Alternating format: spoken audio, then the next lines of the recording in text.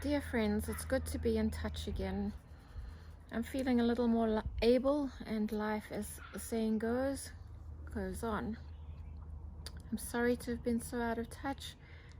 Life has been a little bit difficult for the last while. I'd like to share a little bit about the day in August when Doug and I said our last goodbyes. It was a day like any other day.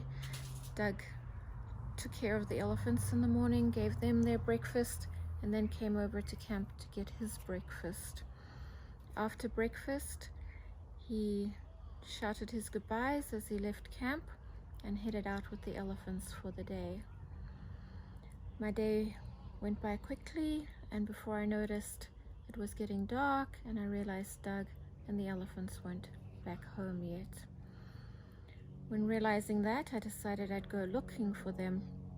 So I jumped into the vehicle, realized there was a lot of water around, and that getting around really wasn't going to be that easy, and that I should go and find help.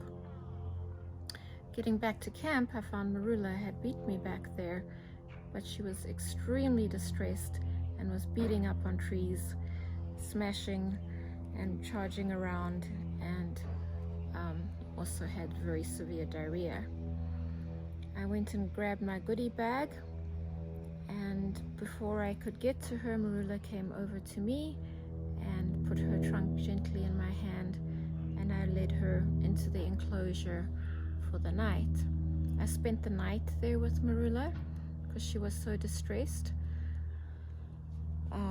but I did go and look for help. I radioed the camp and asked them if they could please go out using their vehicles and guides to go and see if they could find Doug and Jabu.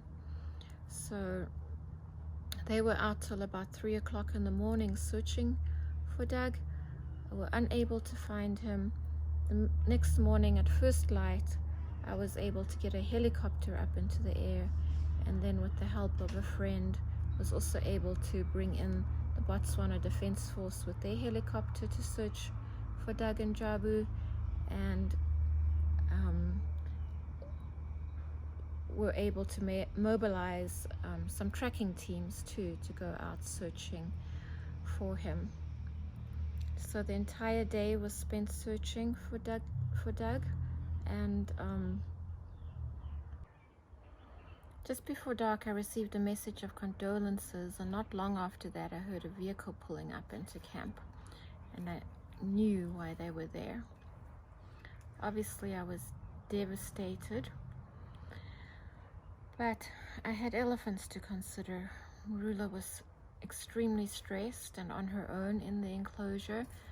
Jabu didn't come back for another 3 days, which wasn't too unexpected, as he always stayed with Doug and never left Doug's side when out in the bush.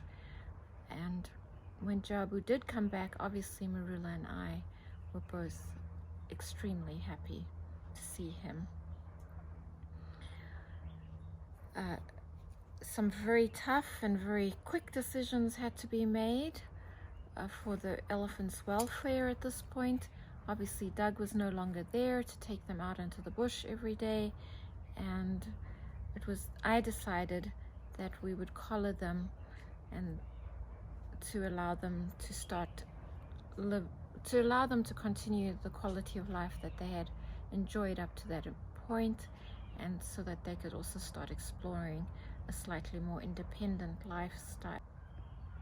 I remain fully involved in the daily lives of Jabu and Morula. At this early stage, I intervene regularly to move them away from areas of high risk, using either helicopters or vehicles. As we move through this period of transition, I feel hopeful, and I will keep you updated.